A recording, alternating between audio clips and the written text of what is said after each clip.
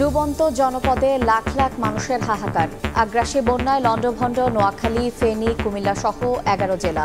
কিছু জায়গা থেকে পানি নামলেও দুর্বিষহ জীবনযাপন, যোগাযোগ বিচ্ছিন্ন বহু এলাকা।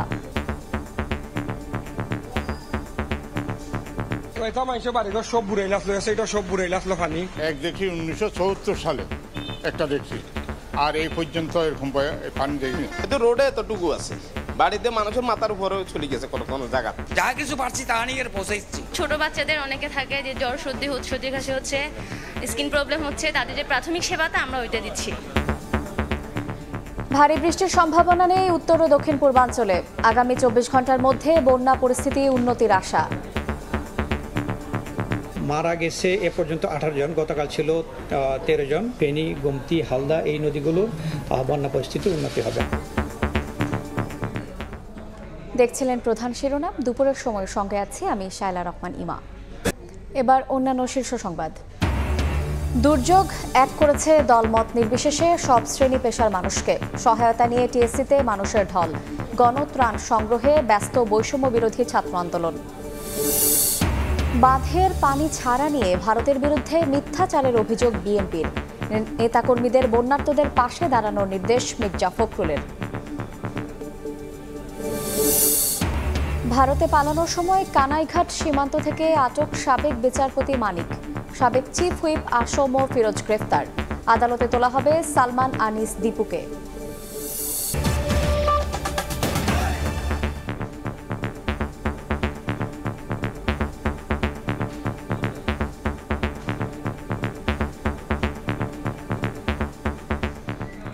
ডুবন্ত জনপদে লাখ লাখ মানুষের হাহাকার। আগ্রাসী বন্যায় লন্ডভন্ড নোয়াখালী, ফেনী, কুমিল্লা, চট্টগ্রাম সহ দক্ষিণ পূর্বাঞ্চলের 11 জেলা।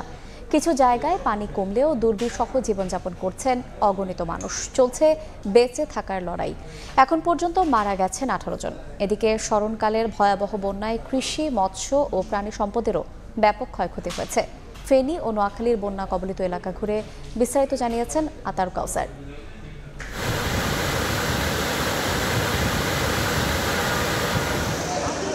পেছনে যে দৃশ্যটি দেখতে পাচ্ছেন এটি একটি মহাসড়ক, অর্থাৎ নোয়াখালীর বেগমগঞ্জ থেকে লক্ষ্মীপুরের দিকে যে সড়কটি গিয়েছে এটি সেই সড়কের চিত্র। এই চিত্রটি দেখেই আসলে বোঝা যায় যে বন্যার এবং ভারী বৃষ্টিপাতের ফলে যে পানি জমে গিয়েছে এই বন্যা দুর্গত এলাকাগুলোতে, সেখানকার কি অবস্থা।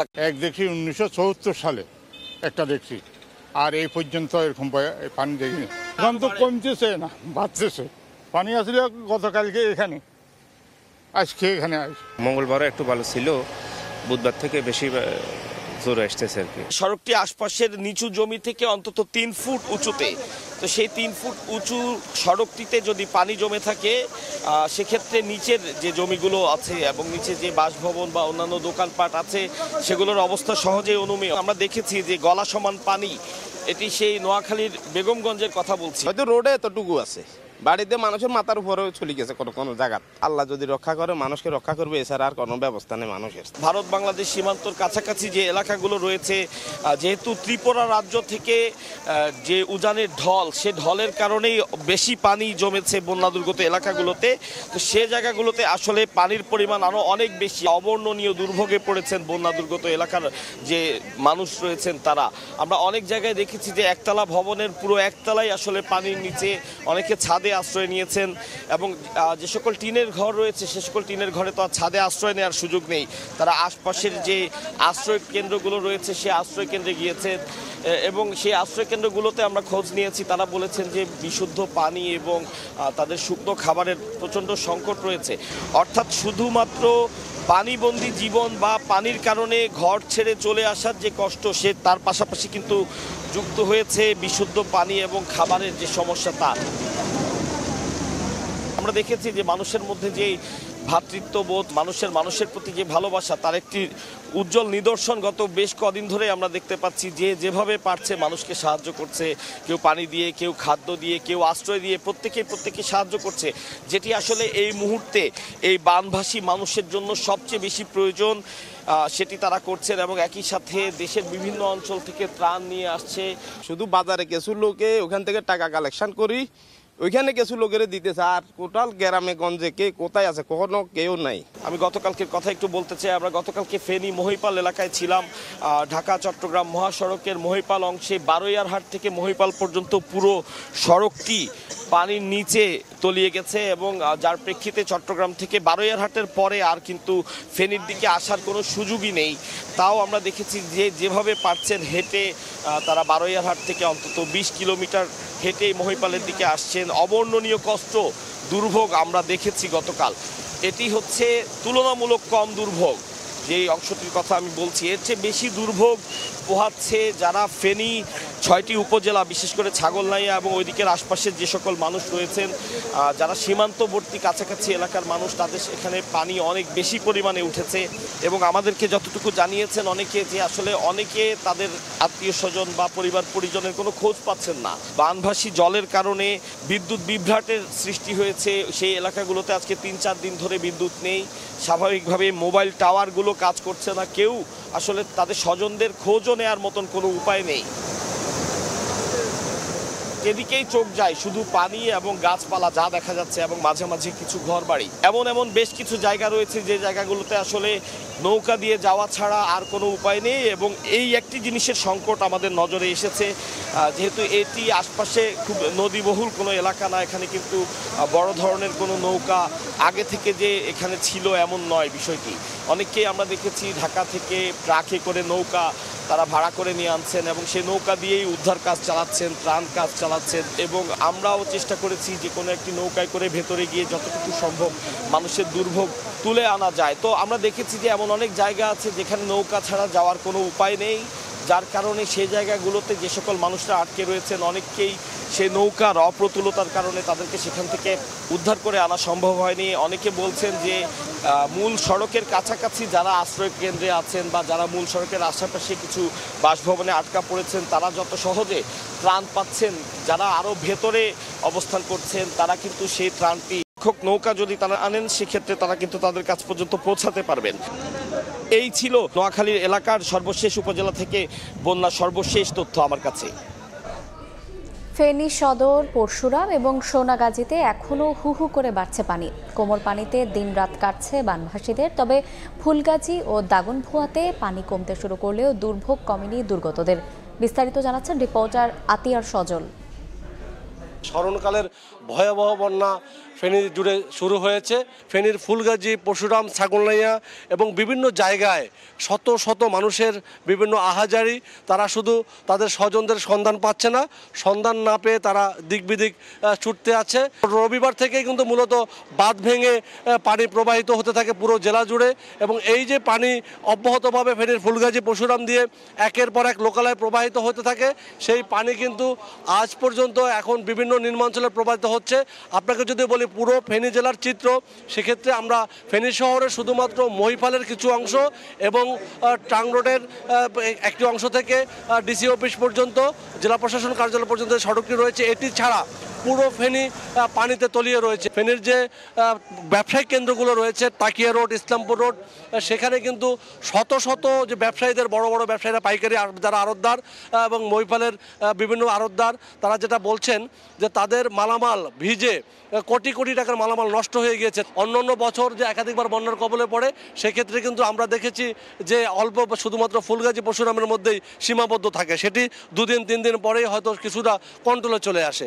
কিন্তু এবার দেখেছি সেটা পুরোটাই একটি ব্যতিক্রম চিত্র দেখাচ্ছে। দেখতে পাচ্ছেন মানুষের বাসাবাড়ির মধ্যে অনেকের যারা নিচতলার বিল্ডিংয়ে রয়েছে তাদের জানলার উপরে বা অর্ধেকের বেশি পানি হয়ে তাদের বাড়িঘরের চরম দুর্ভোগ তৈরি হয়েছে। সমন্বয় না করার কারণে এক জায়গায় অনেক ত্রাণ যাচ্ছে, অনেক উদ্ধারকর্মী যাচ্ছে, আবার কোনো জায়গায় কেউ পৌঁছাচ্ছেই না। এই কারণে স্থানীয় যেটা বলছেন যে এখন যত দ্রুত সম্ভব জেনারেটর দিয়ে মোবাইল নেটওয়ার্কটা চালু করা এবং বিদ্যুৎ সংযোগটা যতদূর সম্ভব এলাকাভিত্তিক চালু করা, সেই সাথে জেলা পর্যায় থেকে একটি কন্ট্রোল রুম খুলে যে যারা যেখান থেকে ত্রাণ দিতে আসছেন তারা যেন এগুলো ত্রাণ ঠিকমতো সঠিকভাবে সমভাবে বন্টন হয় সেটা ব্যবস্থা নেওয়া। সেই সাথে কিন্তু গতকাল থেকেই বাংলাদেশ সেনাবাহিনী কিন্তু হেলিকপ্টার উদ্ধার অভিযান চালাচ্ছে এবং যদিও আবহাওয়াটা কিছুটা ভালো থাকার কারণে উদ্ধার অভিযানে কিছুটা জোর পাচ্ছে। আমাদের কোস্টগার্ডও কিন্তু এখানে উদ্ধার অভিযান চালাচ্ছে। সেই সাথে কিন্তু যেটা চালাচ্ছে স্থানীয় যেটা বলছেন সেটা পর্যাপ্ত নয়। তারা জানাচ্ছেন এটা আরও লজিস্টিক সাপোর্ট এবং ম্যান পাওয়ার উদ্ধারের জন্য আরও বেশি বাড়ানো দরকার। এই ছিল আমার কাছে ফেনীর বন্যা পরিস্থিতির সবশেষ। বন্যা পরিস্থিতির সবশেষ খবর জানাতে এই মুহূর্তে ফেনীর দাগনভূঞা এলাকায় আছেন রিপোর্টার আতাউর কাউসার। কুমিল্লার সদর উপজেলার আমরাতলী এলাকায় আছেন ইশতিয়াক আহমেদ। সরাসরি প্রথমে যাচ্ছি কাউসারের কাছে।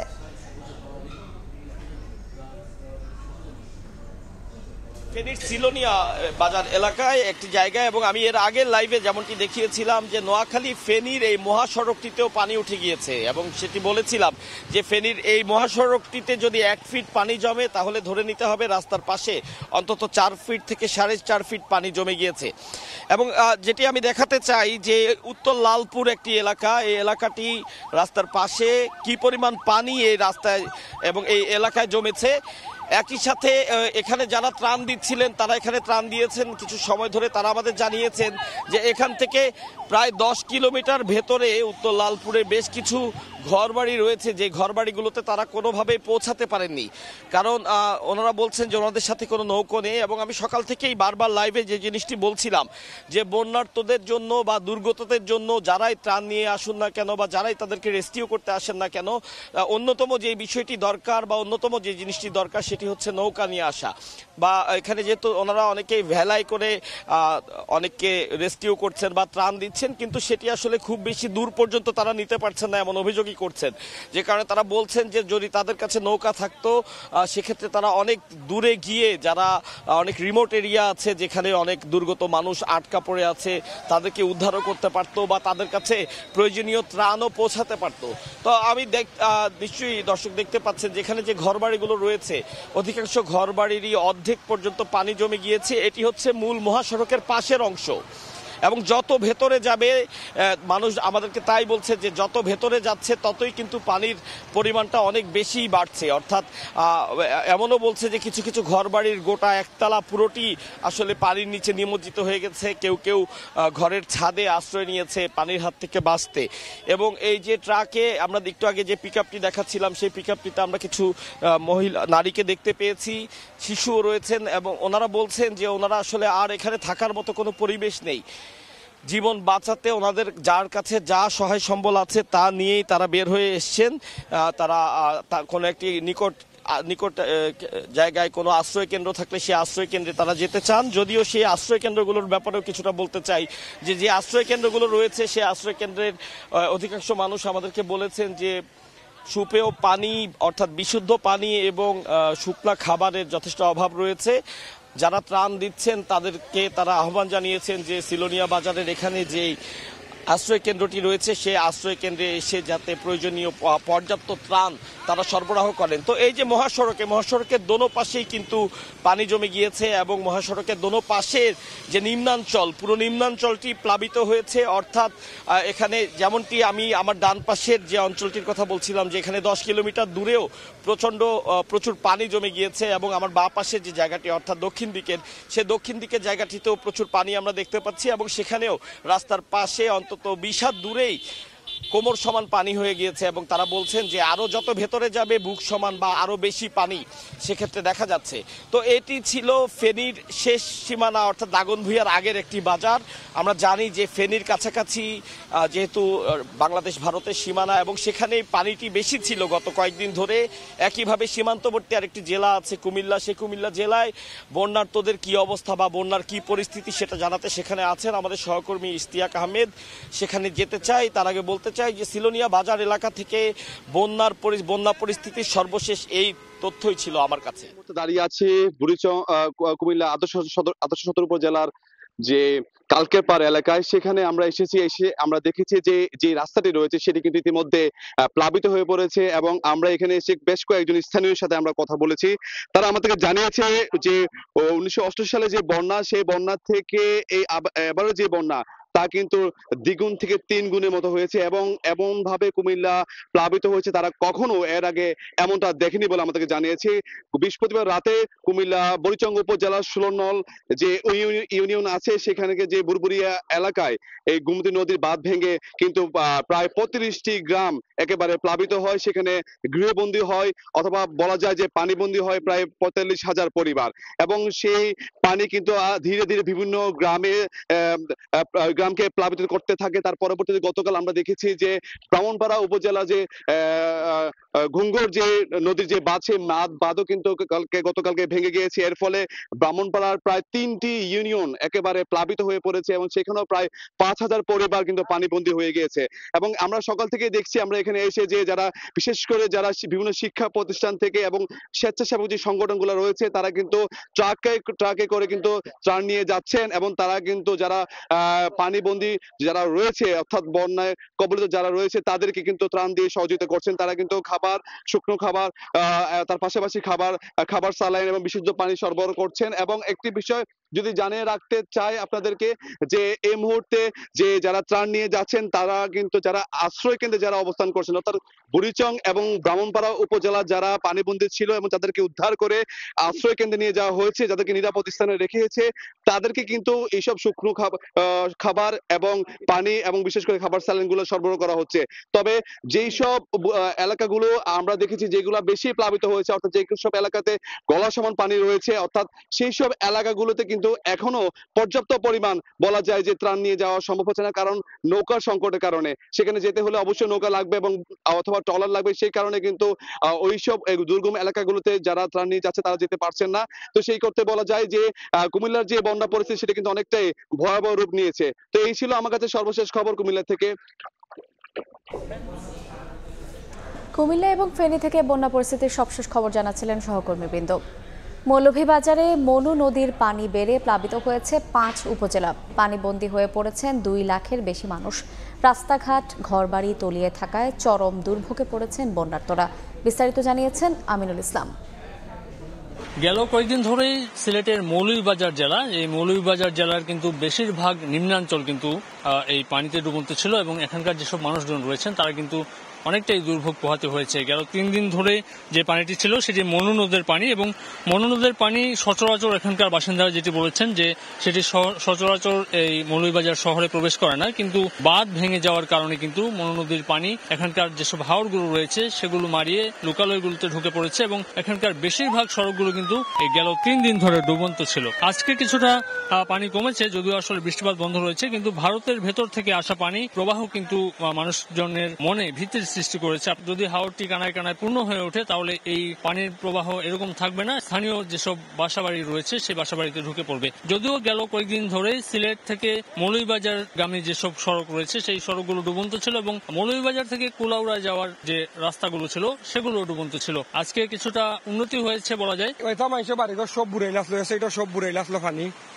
এবারে ফিশারি আছে, প্রচুর ফিশারি আছে, সবগুলো ফুলকোর ফিশারি সব বুড়িয়া গেছে। বান সংস্কার না হওয়ার কারণে এই বানটা ভাঙ্গিয়া এদিকে পানির যে প্রবাহ সেই পানির প্রবাহ এখনো রয়েছে। এটি ভারতের মেঘালয় অংশের পানি এবং মেঘালয় এলাকায় ভারী বৃষ্টিপাত অব্যাহত থাকার কারণে কিন্তু সীমান্ত পেরিয়ে যেসব নদ নদীগুলো রয়েছে বিশেষ করে কুশিয়ারা, মনু, সুরমা সহ বেশ কয়েকটি নদী দিয়ে আসলে এই পানি বাংলাদেশে প্রবেশ করছে। নিম্নাঞ্চলের মানুষকে সতর্ক রাখা হয়েছে। সেনাবাহিনীর পর্যায় থেকে অনেক জায়গাতে মেডিকেল টিমের তৎপরতা বাড়ানোর জন্য বলা হয়েছে, এমনটি আমরা স্থানীয়দের কাছ থেকে জানতে পেরেছি।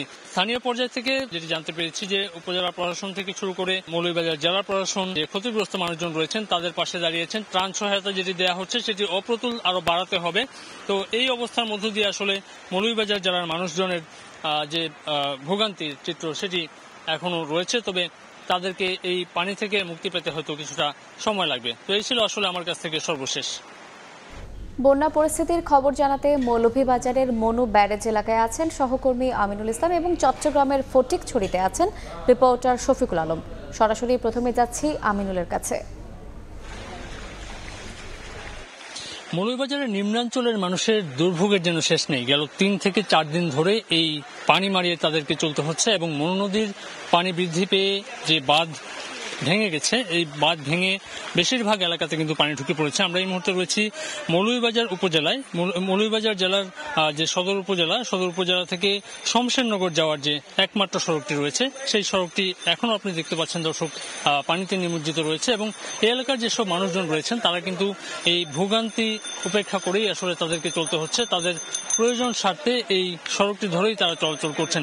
আমরা সকাল থেকে অনেকে দেখেছি এই এলাকাগুলোতে যারা যাতায়াত করছেন তারা কিন্তু কিন্তু এই এলাকায় ত্রাণ সরবরাহ করতে এসেছেন, অনেকেই খোঁজখবর নিতে এসেছেন এই এলাকার মানুষের।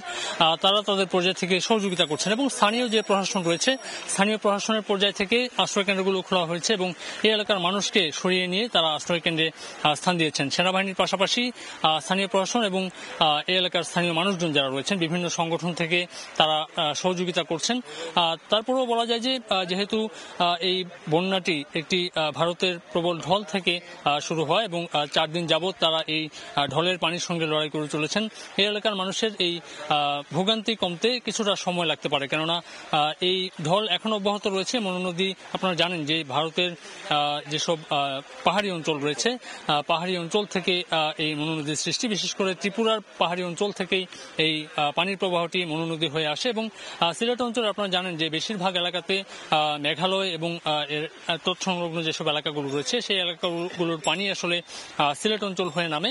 এর মধ্যে মৌলভীবাজারের এই এত পানি কিন্তু গেল 3 বছরেও এরকম দেখতে পানি। যদিও আসলে দেশের 12টি জেলায় প্রায় একই রকম অবস্থা বিরাজ করছে। বিশেষ করে ফেনীর অবস্থা আপনার দর্শক আমরা প্রতি ঘন্টায় আসলে আপনাদেরকে দেখাচ্ছি, এই এলাকার অবস্থা খুবই নাজুক। তারপরেও চট্টগ্রামেও এই অবস্থা বিরাজ করছে। আমরা একটু চট্টগ্রামে যেতে চাই। চট্টগ্রামে আমাদের সহকর্মী শফিক জানাবেন চট্টগ্রামের খবর। শফিক।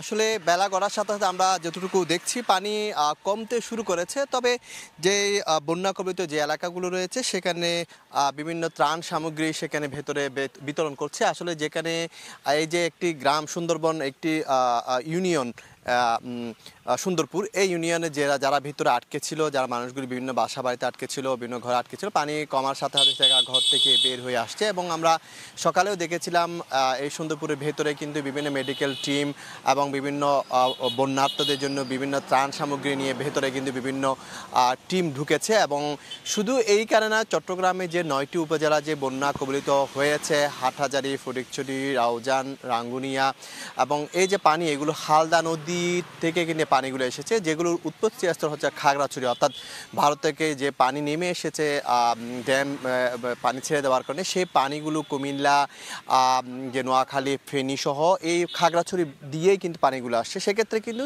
চট্টগ্রামের উত্তর চট্টগ্রাম বলা যায় সবকটি উপজেলা কিন্তু আক্রান্ত হয়েছে, অত ক্ষতিগ্রস্ত হয়েছে।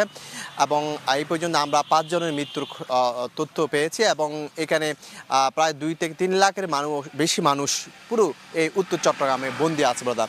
তো আমরা সকাল থেকে দেখেছি বিভিন্ন সংগঠনের পক্ষ থেকে, যে বিএনপির পক্ষ থেকে, জামায়াত ইসলাম পক্ষ থেকে এবং কোটা আন্দোলনকারী বিভিন্ন সংগঠনের পক্ষ থেকে, বিভিন্ন ক্লাব এবং ইউনিয়নের পক্ষ থেকে কিন্তু এখানে ত্রাণ সামগ্রী কিন্তু বিতরণ করা হচ্ছে। আপনি বিভিন্ন ভেলা দেখতে পাচ্ছেন, এই ভেলার মাধ্যমেই কিন্তু সেই ত্রাণগুলি বিতরণ করা হচ্ছে। তো এখানে বিস্তীর্ণ এলাকা, একেবারে বাড়ি ঘর, বিভিন্ন বসত ভিটা, যেগুলো মাদ্রাসা স্কুল আছে, সব কিছু পানি উঠে গেছে। আজকে 2 দিন ধরে বলা যায় এখানে মানুষ পানিবন্দী। আমি এই যে এলাকা দাঁড়িয়েছে এখানে 2 দিন আগে কিন্তু কোমর সমান পানি ছিল, তো পানি ক্রমান্বয়ে কিন্তু নামতে শুরু করেছে। এবং এখানে বলা যায় যে কাপ্তাই বাঁধের কথা বলা হচ্ছে, কাপ্তাই বাঁধ নিয়ে শঙ্কার কোনো কিছু নেই, কারণ কাপ্তাই বাঁধে 106 SLM পানি উঠলেই কিন্তু সেখানে বাঁধ ছেড়ে দেওয়া হয়। সেক্ষেত্রে এখন 6-এর মধ্যে রয়েছে, আরও 3 ফুট পানি উঠলেই কিন্তু বাঁধ ছেড়ে দেবে। সেক্ষেত্রে কাপ্তা বাঁধ ছেড়ে দেওয়ার কোনো আশঙ্কা নেই বলে আমাদেরকে জানানো হচ্ছে, কারণ সেই কাপ্তা বাঁধ ছেড়ে দিলে কিন্তু প্রশাসনের পক্ষ থেকে, নৌবাহিনীর পক্ষ থেকে সেটি জানানো হবে। এবং যে চট্টগ্রামে যে বিশেষ করে উত্তর চট্টগ্রাম, দক্ষিণ চট্টগ্রাম কোনো জায়গায় কিন্তু আজকে সকাল থেকে কোনো ধরনের বৃষ্টি হচ্ছে না এবং রোদ, সেক্ষেত্রে পানি যেটা নেমে যাচ্ছে সেটি কিন্তু স্পষ্ট হচ্ছে এবং প্রতিনিয়ত সে পানিগুলো বিভিন্ন জায়গায় দিয়ে নেমে যাচ্ছে এবং বিশেষ করে হালদা হয়ে সে পানিগুলো বঙ্গোপসাগরেই যাচ্ছে, কারণ যে পাহাড়ি ঢল, যে পাহাড়ি ঢলগুলো নেমে এসেছে সেগুলো বিস্তীর্ণ এলাকায় ডুবিয়ে দিয়েছে। এবং এই যে বন্যার পরে কি নানা সমস্যা দেখা দেবে, বিভিন্ন রোগবালাই দেখা দিবে এবং বিভিন্ন ফসলের জমি ডুবে যাবে, বিভিন্ন বসতঘর যারা ক্ষতিগ্রস্ত হবে। সেই জন্য কিন্তু আসলে যারা কোটা আন্দোলনকারী যারা আছে তারা বলছেন যে তারা এখন পর্যন্ত যে সহায়তা করছে, পরবর্তীতে পুনর্বাসনের জন্য আবার সহায়তা নিয়ে তারা কিন্তু মাঠে নামবেন। তো এই ছিল আমার সর্বশেষ তথ্য ফটিকছড়ি থেকে। চট্টগ্রাম এবং মৌলভীবাজার থেকে বন্যা পরিস্থিতির সবশেষ খবর জানাচ্ছিলেন সহকর্মীবৃন্দ। দুর্যোগ এক করেছে দলমত নির্বিশেষে সব শ্রেণী পেশার মানুষকে। দেশের বিভিন্ন জেলায় বন্যার্ত মানুষকে সহায়তা করার জন্য ঢাকা বিশ্ববিদ্যালয়ের টিএসসিতে বৈষম্য বিরোধী ছাত্র আন্দোলনের গণত্রাণ সংগ্রহ কার্যক্রমে বিভিন্ন শ্রেণী পেশার মানুষের ঢল নেমেছে। শিক্ষার্থীদের এই উদ্যোগে অংশীদার হতে নিজেদের সামর্থ্য অনুযায়ী নগদ অর্থ, ত্রাণ সামগ্রী পৌঁছে দিতে আসেন বিপুল সংখ্যক মানুষ। এদিকে টিএসসিতে শুক্রবার সকাল থেকে রাত পর্যন্ত প্রায় 1.5 কোটি টাকা অনুদান সংগ্রহ করেছে বৈষম্য বিরোধী ছাত্র আন্দোলন। টিএসসি ঘুরে বিস্তারিত জানিয়েছেন রায়দুল ইসলাম শুভ। যতদূর চোখ যায় চারিদিকে লোকে লোকারণ্য। কোনো জনসভা, প্রতিবাদ সমাবেশ কিংবা সাংস্কৃতিক অনুষ্ঠানে যোগ দিতে নয়, তারা এসেছেন বন্যা দুর্গতদের সাহায্যের জন্য। কিছুক্ষণ পরপরই ব্যক্তিগত গাড়ি আর ট্রাক এসে দাঁড়ালেই সঙ্গে সঙ্গে ত্রাণ সামগ্রী নামানোর কাজে লেগে পড়ছেন শিক্ষার্থীরা। শুধু গাড়ি নয়, কেউ পায়ে হেঁটে, কেউ রিক্সা করে যে যার সামর্থ্য অনুযায়ী সহায়তা দিতে ছুটে এসেছেন ঢাকা বিশ্ববিদ্যালয়ের টিএসসিতে। কাপড়, শুকনো খাবার, ওষুধ, কেউ বা এনেছেন নগদ অর্থ নিয়ে। ভয়াবহ বন্যায় ক্ষতিগ্রস্তদের পাশে দাঁড়ানোর আহ্বান সর্বসাধারণের। শিশুদের জন্য অনেক শুকনো খাবার এবং আরো শুকনো খাবার এবং বস্ত্র এনেছি। যখন শুনলাম যে এখানেই ত্রাণটা দিচ্ছে, আমার যদি সুযোগ থাকে এখানে দেওয়ার, আমি সেজন্য এখানে নিয়ে আসছি। একটা মানুষ কাঁদতেছে, একটা বাচ্চা কাঁদতেছে, আমি যে ওর জন্য 2%ও না 0.5%ও করতে পারতেছি, এই জিনিসটা আমার লাইফটাকে আরো সেন্স মেক করতে সাহায্য করতেছে। বাংলাদেশের যত হেলিকপ্টার মালিক আছেন, আপনারা দয়া করে হেলিকপ্টারগুলো ফ্রি করে দেন। সারা বছর ব্যবসা করে মানুষের পাশে এবার দ্বারা। এদিকে বৈষম্য বিরোধী ছাত্র আন্দোলনের শিক্ষার্থীরা শুক্রবার রাত পর্যন্ত প্রায় 1.42 কোটি টাকা অনুদান সংগ্রহ করেছেন। শিক্ষার্থীরা বলছেন পর্যাপ্ত পোশাক আছে, এখন প্রয়োজন ওষুধ, রিচার্জেবল লাইট, পাওয়ার ব্যাংক, মোমবাতি। আমাদের মূলত এখন 4টা জিনিসের সব থেকে বেশি প্রয়োজন। একটা হচ্ছে স্যালাইন, দ্বিতীয় হচ্ছে স্যানিটারি প্যাড, তৃতীয় হচ্ছে ফিটকেরি, পানি বিশুদ্ধকরণের ট্যাবলেট। সেই সব জায়গায় ইলেকট্রিসিটি সহ বিভিন্ন ধরনের নেটওয়ার্কও পাওয়া যাচ্ছে না। এই কারণে আমাদের পর্যাপ্ত পরিমাণ লাইফ জ্যাকেট প্রয়োজন এবং পর্যাপ্ত পরিমাণ রিচার্জেবল টর্চ প্রয়োজন। সহায়তা পৌঁছে দিতে বন্যা কবলিত এলাকায় যাচ্ছে ত্রাণবাহী ট্রাক। বন্যায় বানভাসী মানুষের আর্তনাদ যেন মানুষকে ঘরে থাকতে দেয়নি। ছুটে এসেছেন এই টিএসসি প্রাঙ্গণে। এই সাধারণ শিক্ষার্থীরা তাদের নিজ নিজ সামর্থ্য অনুযায়ী যেমন অনুদান দিচ্ছেন, ঠিক সংগ্রহ করছেন সারা রাত থেকে এখন অবধি। চলছে তাদের কর্মযজ্ঞ এই বানভাসী মানুষের কাছে ত্রাণ সামগ্রী পৌঁছে দেওয়ার কার্যক্রম। রায়দুল ইসলাম শুভ, সময় সংবাদ, ঢাকা। এই মুহূর্তে ঢাকা বিশ্ববিদ্যালয়ের টিএসসিতে আছেন রিপোর্টার রায়দুল ইসলাম শুভ। সরাসরি যাচ্ছে তার কাছে।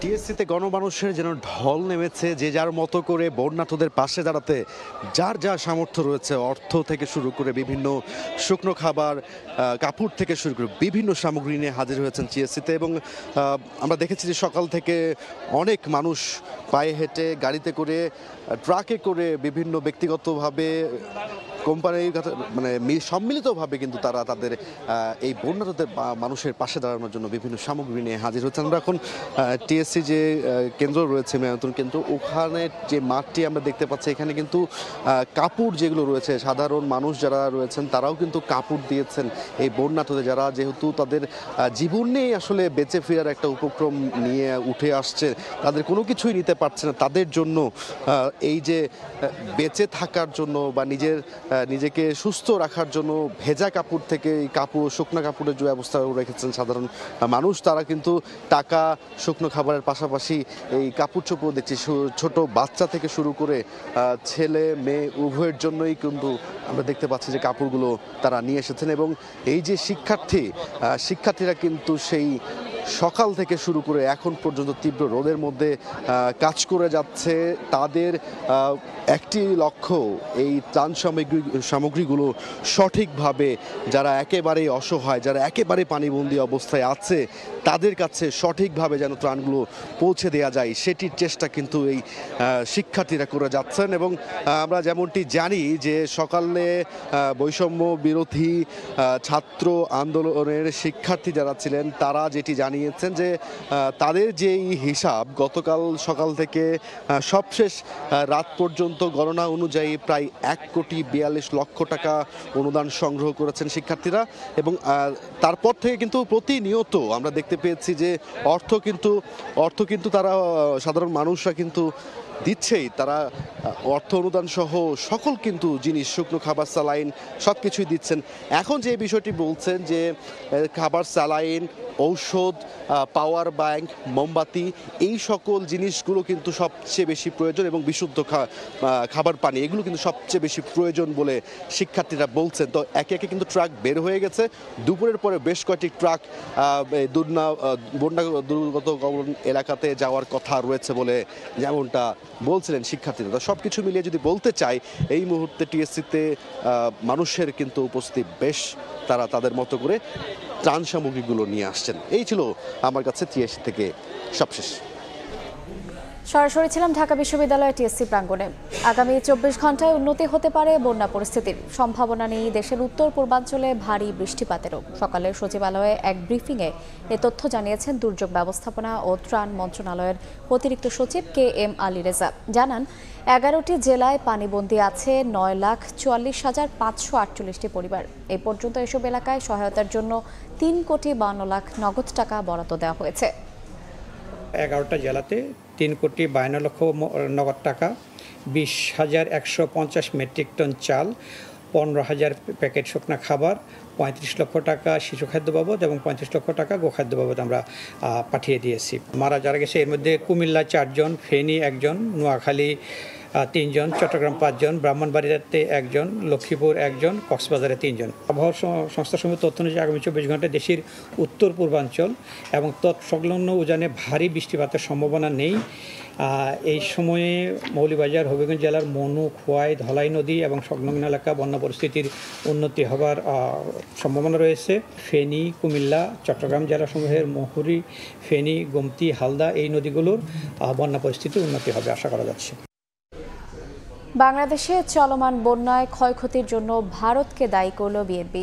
অভিন্ন নদীতে অন্যায়ভাবে বাঁধ নির্মাণ ও পানি ছাড়ার আগে বাংলাদেশকে সতর্ক না করায় মোদী সরকারের সমালোচনা করেন তারা। দেশের বিভিন্ন জেলায় বন্যার্তদের পাশে দাঁড়াতে নেতাকর্মীদের আহ্বান জানান বিএনপি মহাসচিব মির্জা ফখরুল ইসলাম আলমগীর।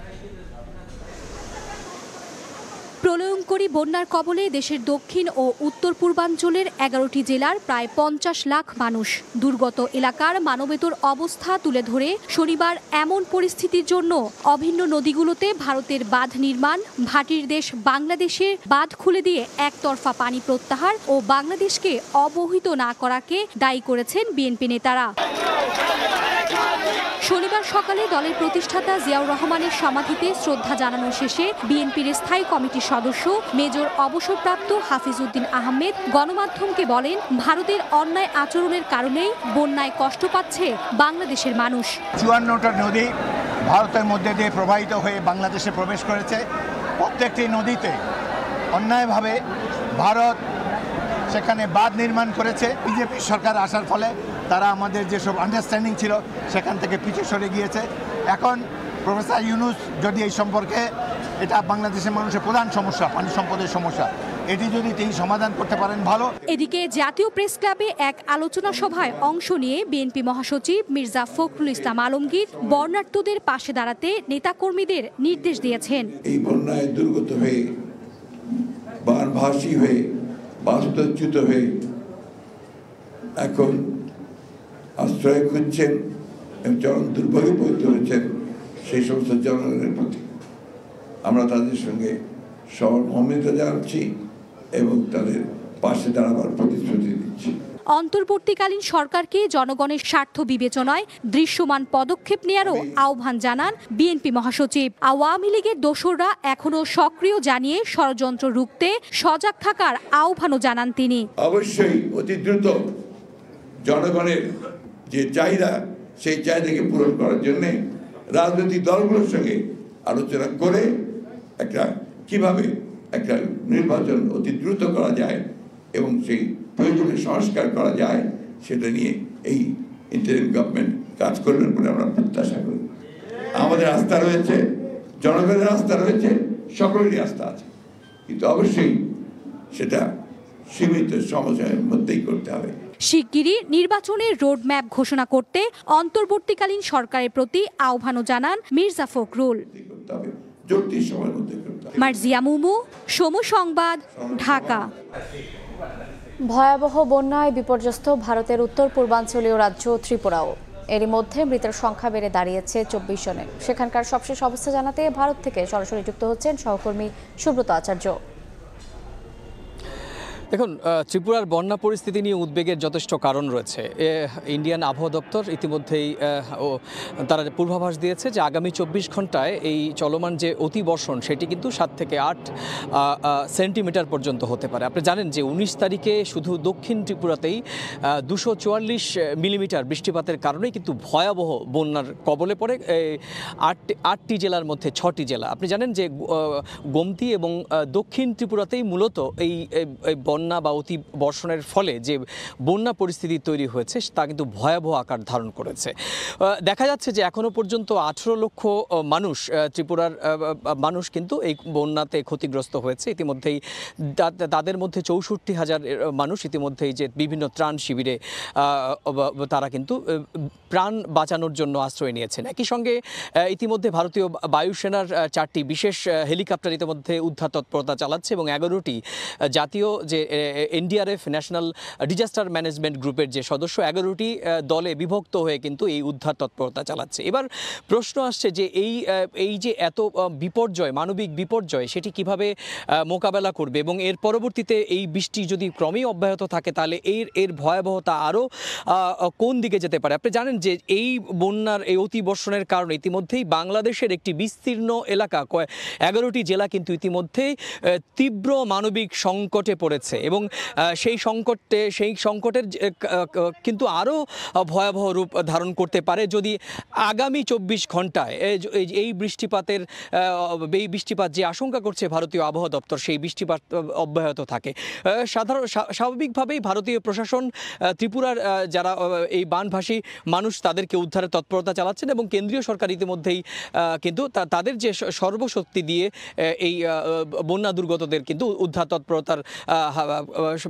উদ্ধার তৎপরতা যে প্রশাসনিক তৎপরতা সেটি কিন্তু উল্লেখযোগ্যভাবে আমরা দেখেছি গত 24 ঘন্টায় প্রয়োগ করা হয়েছে। তো এই ছিল আমার কাছে ভারতের ত্রিপুরার বন্যা পরিস্থিতির আমার কাছে থাকা সবশেষ তথ্য। আমরা সরাসরি যুক্ত ছিলাম ভারতের ত্রিপুরায়। দুপুরের সময় আরও থাকছে। রাজধানীর বাজারে হঠাৎ বেড়েছে শুকনা খাবারের চাহিদা। ত্রাণ হিসেবে চিড়া মুড়ি কিনতে আসছেন অনেকে। সুযোগ পেয়েই দর বাড়িয়েছেন ব্যবসায়ীরা।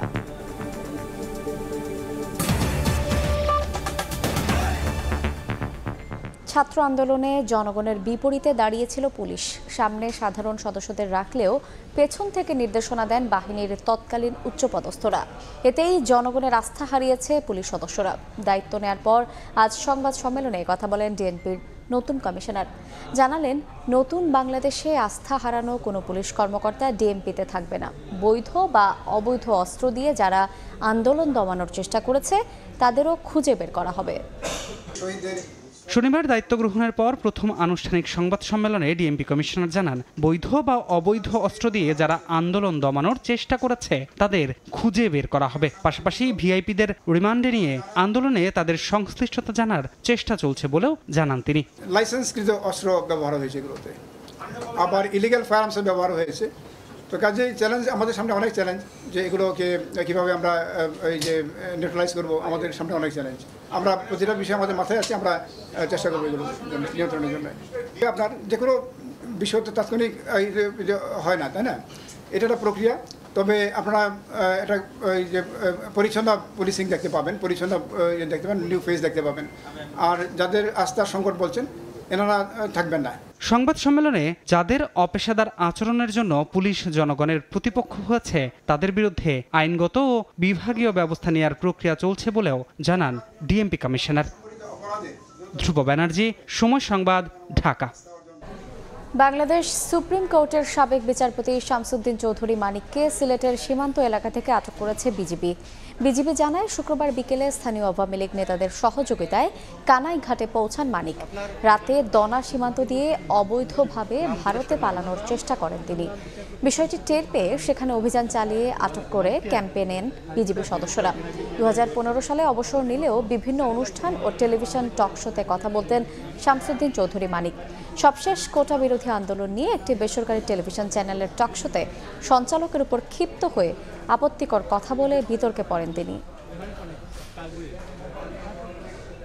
রিমান্ড শেষে আজ আদালতে তোলা হবে সাবেক আইনমন্ত্রী আনিসুল হক, সমাজ কল্যাণ মন্ত্রী দীপু মনি এবং সাবেক উপদেষ্টা সালমান এফ রহমানকে। অন্যদিকে গ্রেফতার জাতীয় সংসদের সাবেক চিফ হুইপ আসম ফিরোজকেও তোলা হবে আদালতে। এই মুহূর্তে মিন্টো রোডের ডিবি কার্যালয়ের সামনে আছেন রিপোর্টার নিবিড় সাহা। সরাসরি যাচ্ছি তার কাছে।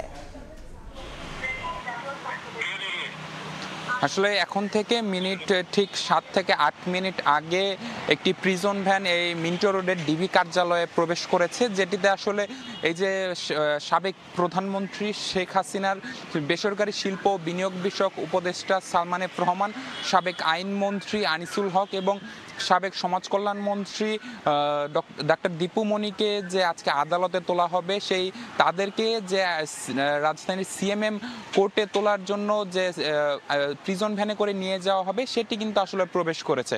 শেষ খবর আমরা যেটি পেয়েছি যে আর কিছুক্ষণের মধ্যে হয়তোবা তাদেরকে ডিবি কার্যালয় থেকে বের করে নিয়ে যাওয়া হবে এবং সিএমএম কোর্টে তোলা হবে। এবং যে তথ্যটি আমাদের কাছে রয়েছে যে আসলে আজই কিন্তু এই যে সালমান এফ রহমান এবং আনিসুল হক যারা নিউ মার্কেট থানার শাহজাহান হত্যা মামলায় গ্রেফতার হয়েছেন, সেই মামলাটিতে কিন্তু তাদের 10 দিনের রিমান্ড চেয়েছিল পুলিশ এবং জিজ্ঞাসাবাদের পর 10 দিনের যে রিমান্ড কার্যক্রম সেটি কিন্তু আসলে শেষ হয়েছে গতকাল এবং তার জন্যই কিন্তু আজকে তাদের আদালতে তোলা হচ্ছে। এবং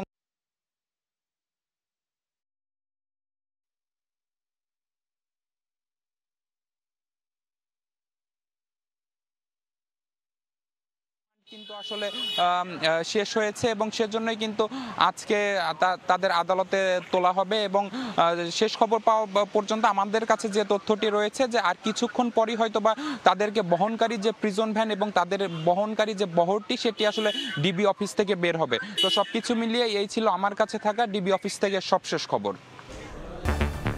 বন্যার্ত মানুষের সহায়তায় ত্রাণ বিতরণে বাজারে বেড়েছে শুকনো খাবারের চাহিদা।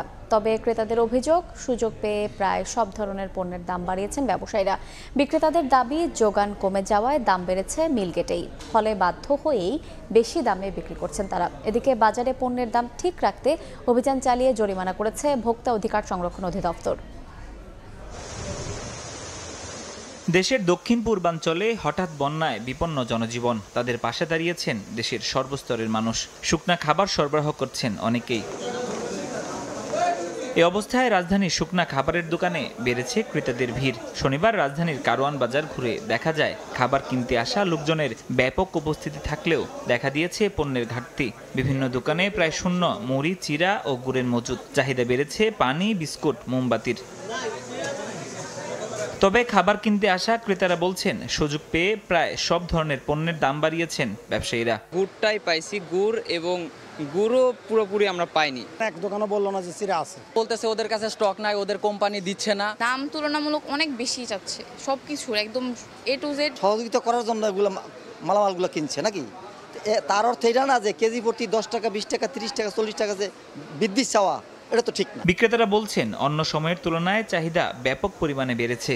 এতে পণ্য সরবরাহে হিমশিম খাচ্ছেন তারা। চাহিদা মতো পণ্যের যোগান না থাকায় অধিক মূল্যে কিনে বেশি দামে বিক্রি করতে বাধ্য হচ্ছেন। পরশুদিন যেগুলো বিক্রি করছি এগুলো আজকে ডেলিভারি দিতেছি। আজকে নতুন কোনো মাল বিক্রি করতে পারি না আমি এ পর্যন্ত, কারণ কোনো মাল নাই। মোটা চিড়া আর একটা হলে পাতলা চিড়া। তো মোটাটা আমরা 60 টাকা বিক্রি করি আর পাতলাটা 65 টাকা বিক্রি করছিলাম। এখন সেটা 70 টাকা, 68 টাকা পর্যন্ত বিক্রি করতেছি আমরা। আগেও 180 টাকা বিক্রি করছি, এখনো 180 টাকা বিক্রি করি। কমটা তো এখন নাই ভাই, কোম্পানি উৎপাদন করতে পারে না 50 প্যাকেট, এখন মার্কেটে চাহিদা হইলে আর 5000 প্যাকেট। এদিকে পণ্যের দাম স্থিতিশীল রাখতে বাজার তদারকি করেছে ভোক্তা অধিকার সংরক্ষণ অধিদপ্তর। এ সময় মূল্য কারসাজির প্রমাণ পাওয়ায় দুটি দোকান মালিককে জরিমানা করা হয়। শুকনো খাবারের চাহিদা বৃদ্ধি পেয়েছে, এই সুযোগটি নিয়ে কিছু অসাধু ব্যবসায়ী মুড়ি, চিড়া, গুড়ের অস্বাভাবিক মূল্য বৃদ্ধি করেছে। এগুলোর প্রমাণ পাওয়ায় আমরা দুইটি প্রতিষ্ঠানকে 20,000 টাকা আর্থিক জরিমানা আরোপ করেছি এবং তাদেরকে কঠোরভাবে সতর্ক করেছি। দাম বেড়েছে সবজির বাজারেও। পটল, ঢেঁড়স, করলা সহ কয়েকটি পণ্যের দাম বাড়তি 5 থেকে 10 টাকা। পেঁয়াজের দাম 10 থেকে 15 টাকা বাড়লেও একদিনের ব্যবধানে কমেছে মরিচের দাম। ফরহাদুর রহমান, সময় সংবাদ, ঢাকা। এ পর্যায়ে শীর্ষ সংবাদগুলো জানিয়ে দিচ্ছে আরেকবার।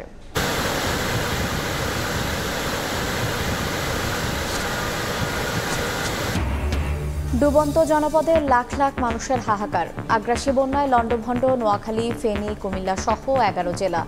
মৃত্যু বেড়ে 18। আগামী 24 ঘন্টায় পরিস্থিতি উন্নতির আশা। দুর্যোগ এক করেছে দলমত নির্বিশেষে সব শ্রেণী পেশার মানুষকে। সহায়তা নিয়ে টিএসসিতে মানুষের ঢল। গণতান সংগ্রহে বৈষম্যবিরোধী ছাত্র আন্দোলনের ব্যস্ততা। এবং বাংলাদেশে স্মরণকালের ভয়াবহ বন্যায় ক্ষয়ক্ষতির জন্য ভারতকে দায়ী করল বিএনপি। নেতাকর্মীদের বন্যার্তদের পাশে দাঁড়ানোর নির্দেশ মির্জা ফখরুলের।